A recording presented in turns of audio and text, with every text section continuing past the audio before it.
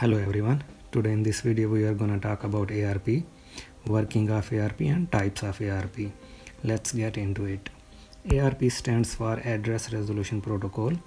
ARP is a data link layer protocol and it is used to determine the MAC address of a device from an IP address. In fact, it is a communication protocol used for discovering a MAC address associated with a given Internet Protocol address, typically an Internet Protocol version 4 address. MAC address stands for Media Access Control. MAC address is a physical address of a device. It is a unique number assigned to every network interface card. Every computer needs to have a MAC address to communicate with each other on a local area network. In a simple sense, ARP is used to obtain the MAC address of the devices. The job of ARP is basically to translate 32-bit addresses to 48-bit addresses. This is necessary because Internet Protocol version 4, the most common level of Internet Protocol in use today, is 32 bits long and MAC addresses are 48 bits long. ARP works between network layers 2 and 3 of the OSI model. MAC address exists on layer 2 of the OSI model, which is data link layer, while IP address exists on layer 3 of the OSI model, that is network layer. We will discuss OSI model in a separate video. Let me simplify ARP with an example. Let's say computer 1 wants to communicate with computer 2. Computer 1 already knows the IP address for computer 2, but in order to communicate with computer 2, it still needs its MAC address. An IP address is used to locate a device on a network, and MAC address is what identifies the actual device on a network. When an incoming packet arrives at a gateway, it asks the ARP program to find a MAC address that matches the IP address. So, in order to find the MAC address, computer 1 will first look into its table called ARP cache to check computer 2's IP address has a matching MAC address. In fact, we can check this by ourselves in Windows command line by typing ARP space -A. If you look at the window, there is no entry. ARP cache is empty. So now computer 1 will send a broadcast message on a network to every device asking which computer has a specific IP address and will ask for their MAC address.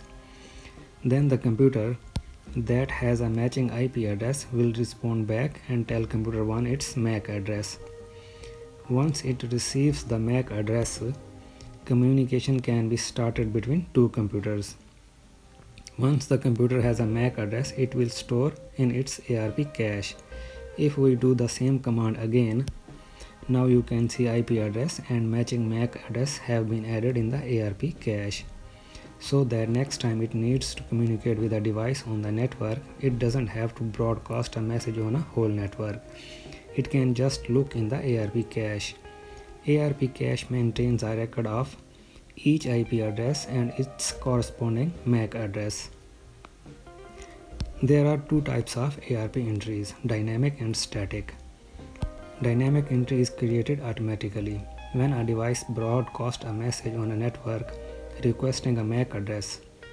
It's not a permanent entry and it remains on a device for some period of time as long as it is being used.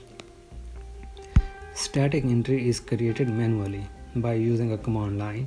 In the command prompt, type ARP space -A, then IP address followed by MAC address. If you look at the ARP cache again, static entry has been added. It is used to reduce the unnecessary ARP broadcast traffic on a network. Let's talk about the types of ARP. First one is ARP proxy. Proxy ARP is used to answer ARP queries for IP addresses that are outside the network. This allows packets to be successfully transferred from one subnetwork to another.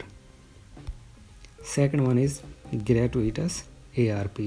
This type of ARP helps the network to identify the duplicate IP address. When an ARP request is sent by a router or switch to get its IP address, no ARP responses are received It means no other device can use the IP address allocated to that switch or server. Third one is reverse ARP. Reverse ARP is used by the client system in a local area network to request its Internet Protocol version 4 address from the ARP router table. Network administrator creates a table in the gateway which helps to determine the MAC address to that specific IP address. Last one is inverse ARP. Inverse ARP uses layer 2 MAC address to find a layer 3 IP address. Inverse ARP is enabled by default in ATM networks. ARP is vulnerable to security attacks such as ARP spoofing attack, ARP denial of services, man in the middle attack, and the last one is session hijacking. Alright, thanks for watching this video. Please subscribe to my channel. See you in the next video. Goodbye.